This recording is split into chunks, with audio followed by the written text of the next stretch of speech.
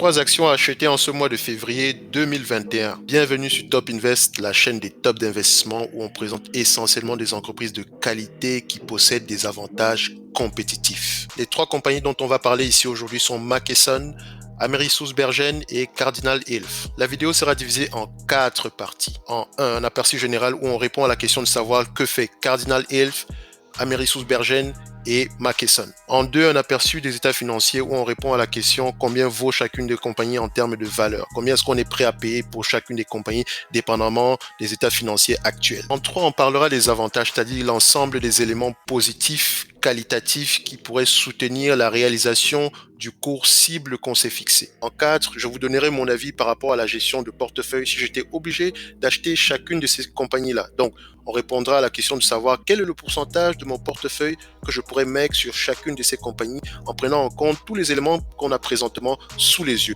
Donc, on parlera également des risques. Donc, quels sont les éléments qui pourraient m'amener à vendre prématurément chacune de ces actions. Après tous ces points, tu auras tous les éléments en ta possession afin de pouvoir continuer tes propres recherches. Car tu l'auras deviné, je ne donne aucun conseil d'investissement.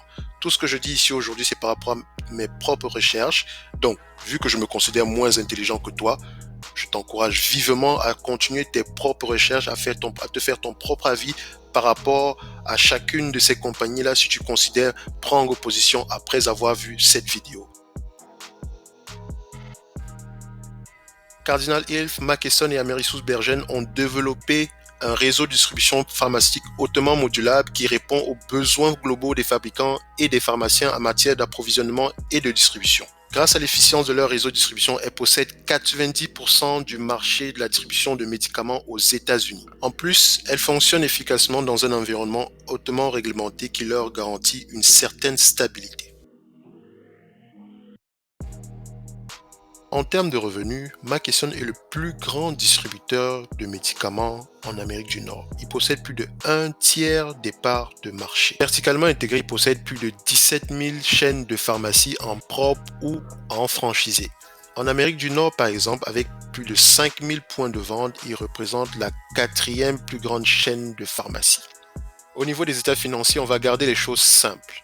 Vous allez remarquer de la droite vers la gauche, donc de 2011 à 2020, une croissance du revenu de 112 milliards à 231 milliards. En termes absolus, ça veut dire qu'on a ici on a une croissance de 7,83% sur les 10 dernières années. Également, vous allez constater que le gross margin, donc la marge brute, est de 5,2% aux alentours du 3 mars 2020 et sur les 12 derniers mois 5,1%. Et si on compare avec ça, si on compare au début 2011, on a 5,3% en 2011. Donc on a une certaine stabilité, même si aux alentours de 2011, on a à peu près un pic de 6,4% et à partir de ces périodes-là, on a plutôt une descente vers le 5,2%. Mais ceci doit être mis en relation avec le free cash flow également. Au niveau des free cash flow, vous allez remarquer qu'en 2011, on quitte de 1,950 milliard pour 3,868 milliard en 2020. En gros, on va dire 3,9 milliards. Donc, on a une certaine croissance. On a également un pic aux alentours de 2017 à 4,2 milliards à peu près. Donc, si on remarque bien, à partir de 2017 à 2020, on est au-dessus de 3,5 milliards. Alors, quelle est pour moi la valeur de Mckesson aujourd'hui? Vous allez remarquer sur ce tableau-ci le Price to Earning Ratio normalisé sur 12 mois pendant une période de 21 ans. Alors, qu'est-ce qu'on constate? On constate ici que l'entreprise s'échange à 10,1 fois les bénéfices. 10,1 fois les bénéfices. Et vous pouvez constater qu'on est presque à un point bas. Et à chaque fois que l'entreprise arrive à ce niveau, il y a de fortes chances que l'entreprise remonte aux alentours de 19-18. Donc, moi, je veux uniquement demander un ratio de 17 fois les bénéfices. Alors, 17 fois les bénéfices, ça équivaut à combien? Ici, on a la courbe des bénéfices par action au 31 décembre 2021. Donc, vous allez remarquer une chose. L'année se termine pour Mckesson au mois de mars. Donc, elle publie généralement son rapport annuel au mois de mars. Ce qui veut dire que ici, ça prend le 18,40 $ par action prend déjà en compte une partie des bénéfices de 2022. Donc, quand je dis 2022, c'est l'année qui se termine au 3 du mois de mars 2022. Mais ça ne change pas grand-chose. Ici, on a demandé un multiple de 17 fois les bénéfices nets. Alors, 17 fois les bénéfices nets pour un bénéfice de 18,40 $ par action au 31 décembre 2021. Ça représente ici un calcul total de 312,80 $. Une action de Mckesson, ticker symbole MCK, s'échange aujourd'hui à 183,06 $. On me demande de payer 183 $ pour quelque chose valant 312 $ l'action en date d'aujourd'hui. Cardinal Health distribue environ un tiers des médicaments vendus aux États-Unis. Elle est la plus petite des 3 principales compagnies de distribution pharmaceutique, avec la possibilité de fabriquer sous marque privée certains produits et dispositifs médicaux. Pour les états financiers de Cardinal, on va également rester simple, on va garder les choses simples. Premièrement, on constate que le revenu est croissant de 2011 à 2020. En 2011, on a 102 milliards, en 2020, on a 152 milliards, ce qui représente en gros une croissance annualisée de 4,5% en moyenne sur 10 ans. Au niveau du gross margin également, on a une stabilité de 2011 à 2020. Donc, petite stabilité, petite croissance. Pourquoi? Parce qu'en 2011, on a 4,1%. En 2020, on a 4,5%. On remarque également qu'aux alentours de 2014, par là, on a un pic à 5,7%. Et à partir de cette période-là, on a plutôt une décroissance. Mais tout ceci doit être mis en perspective avec les free cash flow moyens. Alors, en 2011, on a un free cash flow de 1,1 milliard. Et en 2020, on a un free cash flow de 1,6 milliard. Vous pouvez constater qu'il y a une certaine stabilité en équité de 1,6 milliard à 1,6 milliard plutôt. Quand vous remarquez une chose, le net income est de moins 3,7 milliards. Il a dû avoir une situation ici pour que le free cash flow soit aussi bas. Pourquoi? Parce que les 12 derniers mois, donc entre le mois de février 2020 et le mois de février 2021, on est plutôt à une accumulation de 2,5 milliards. Donc, ce qui veut dire qu'en moyenne, ce business-ci rapporte à peu près 2 milliards. Depuis 2014, les seules fois où on a rapporté moins de 2 milliards, c'était en 2017 et en 2020. Car présentement, on a toujours été au-dessus des 2 milliards de dollars par an en termes de free cash flow. La dette ici représente 1,5 fois les EBITDA au mois de septembre 2020. Autant dire que c'est presque insignifiant et on reste dans la même tendance que Mckesson. Tout ce qui est en dessous de 5 mois, c'est correct. 5 fois les EBITDA, c'est correct pour moi en termes de dette nette. Alors, quelle est la valeur de cette action en date d'aujourd'hui? On fera exactement le même exercice. J'ai pris le price to earning normalisé sur une longue période de temps, donc à peu près 21 ans ici, mais maintenant pour Cardinal Health. Je remarque ici qu'on est à 9,6 fois le price to earning. La dernière fois qu'on a eu une valorisation pareille, c'était plutôt aux alentours de 2008. Donc, de 2008, on est remonté à 17 fois les bénéfices aux alentours de 2015-2016, année à laquelle on a commencé notre chute vertigineuse vers le 9,6.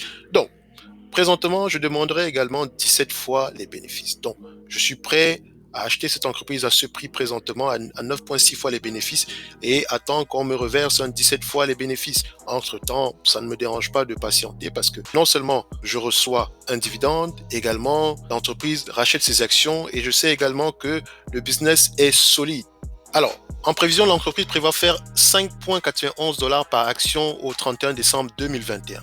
Au 31 décembre 2020, c'était à 5,91 $ également par action. Donc, sans doute, il pourra peut-être avoir une certaine évolution, sinon une certaine stabilité. Moi, je m'arrête juste à 5,91 $. D'accord? En 2022, vous pouvez constater ici que les analyses prévoient 6,28 $ par action. OK, c'est simple.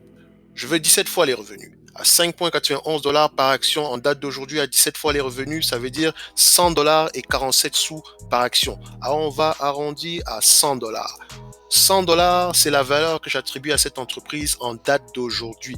Cardinal cote à 54 $ et 26 sous aujourd'hui. Donc, on me demande de payer 54 $ et 26 sous, quelque chose que j'estime valant au moins 100 $ par action.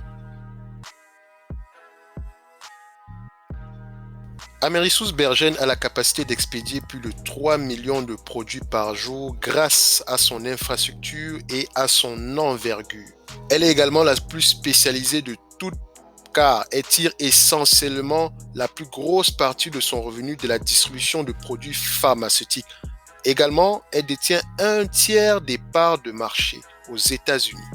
De 2011 à 2020, on a une croissance du revenu. En 2011, on avait 80 milliards de revenus par an, alors qu'en 2020, nous avons 189 milliards, presque 190 milliards, soit une croissance cumulative de 9,31% annualisée sur 10 ans.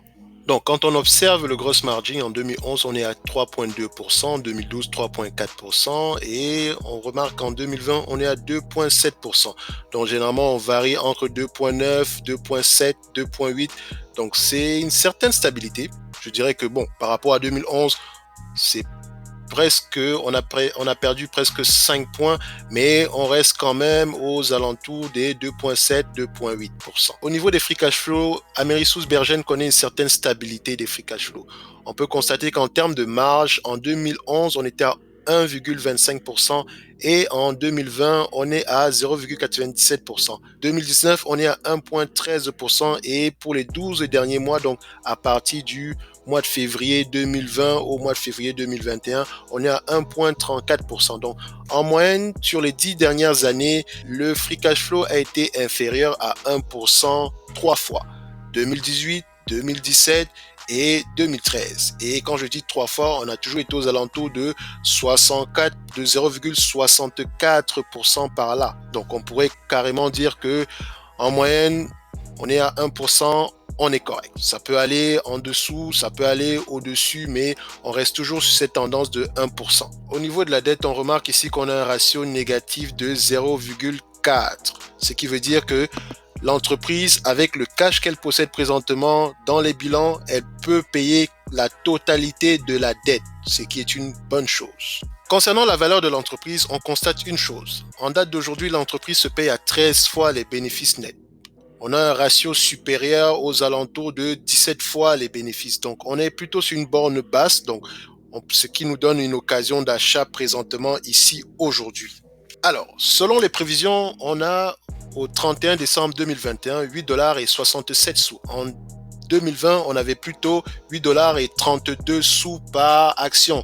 Donc, également, on a une prévision pour le 31 décembre 2022 à $9,43. Donc, on va uniquement prendre le $8,67. $8,67 multiplié par 17 fois les bénéfices.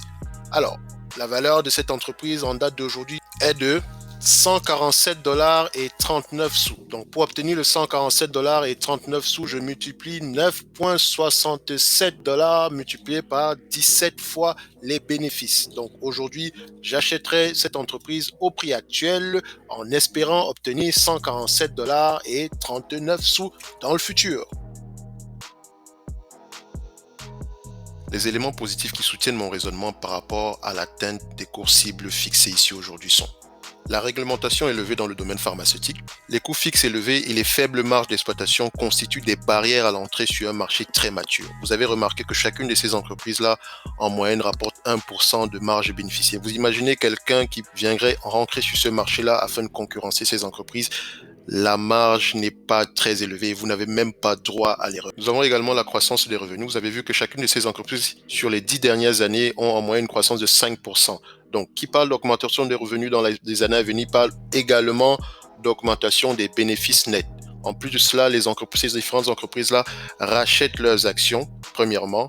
Deuxièmement, elles distribuent des dividendes, même si les dividendes ne sont pas si élevés que sont ici aujourd'hui, mais le rachat des actions augmente mécaniquement les bénéfices nets par action. Vous allez remarquer que dans ce graphe-ci, nous avons McKesson, Amerisous Bergen et Cardinal Hill qui rachètent leurs actions en masse. Donc, on a 3 entreprises qui dominent leur secteur d'activité. Non seulement elles dominent le secteur d'activité est mature et les marges ne sont pas très élevées. En plus de cela, c'est un secteur important dans la chaîne de valeur d'approvisionnement du médicament, d'acheminement du médicament. Donc, vous allez remarquer que on va patienter pendant 5 ans. Disons, pendant 5 ans, les entreprises vont racheter massivement les actions. Non seulement ça, le revenu continue à croître. Même s'il est de 5, 2%, c'est toujours de la croissance. Vous rachetez les actions, il y a une croissance du revenu, ce qui fait monter le bénéfice net par action. Donc, moi, je n'ai pas d'inquiétude par rapport à ces 3 entreprises, premièrement, et ça ne me dérange pas de patienter. Je sais que du jour au lendemain, si je me réveille et que je vois une décote de 50% par rapport à mon prix d'achat, ça ne me dérangerait pas d'en acheter plus tant que le business model reste le même. Et présentement, ici, il serait très difficile qu'il change. Pour la gestion de portefeuille maximum, je mettrai 2,5% sur chacune de ces entreprises-là. Donc, ça me fera un panier de 7,5% sur toutes les entreprises citées ici aujourd'hui. Parce que, également, comme dans toute chose, il faut faire la gestion du risque. Et ici, qu'est-ce qui me pousserait à vendre chacune de ces actions? Le premier grand risque ici pour moi, c'est vraiment la concentration des différents clients. Ici, vous allez remarquer que les 10 plus grands clients de toutes ces compagnies-là représentent généralement 30 à 40% des ventes. Et parmi les 10 plus grands clients, on trouve généralement deux entités qui sont CVS et Walgreens, qui généralement représentent les plus gros. Donc, s'il y a un quelconque souci chez CVS ou Walgreens, ça pourrait impacter le business des distributeurs de médicaments. Également, CVS et Walgreens, vu qu'ils sont des gros clients, ont également un pouvoir de négociation. S'ils veulent profiter de plus en plus de leur pouvoir de négociation, ça pourrait impacter largement les marges sur une longue période de temps. Le second risque pour moi, c'est une action législative visant à renforcer la transparence des prix des médicaments ou la venue d'un concurrent pourrait déstabiliser l'oligopole actuel. Dites-moi en commentaire ce que vous avez pensé par rapport à la vidéo. Donc, n'hésitez pas à me poser toutes les questions qui pourraient vous passer à l'esprit par rapport à ce dont on a vu ici aujourd'hui. Sinon, d'ici là, abonnez-vous massivement, activez la cloche, surtout, likez la vidéo et laissez un commentaire. Ça peut être n'importe quoi, 1, 2, 3, 4 soleils ou bien un +1. L'essentiel ici aujourd'hui, c'est que qu'importe le commentaire, ça me fait déjà plaisir que vous soyez là. Je fais toujours des vidéos sur un format top et surtout, je me base toujours sur la qualité. Je ne viens pas vous proposer de la merde. Mon but ici aujourd'hui, c'est que vous puissiez construire une watchlist afin de pouvoir être des investisseurs rentables dans le vrai sens du terme, des investisseurs, pas des spéculateurs, des vrais investisseurs à la manière de Warren Buffett.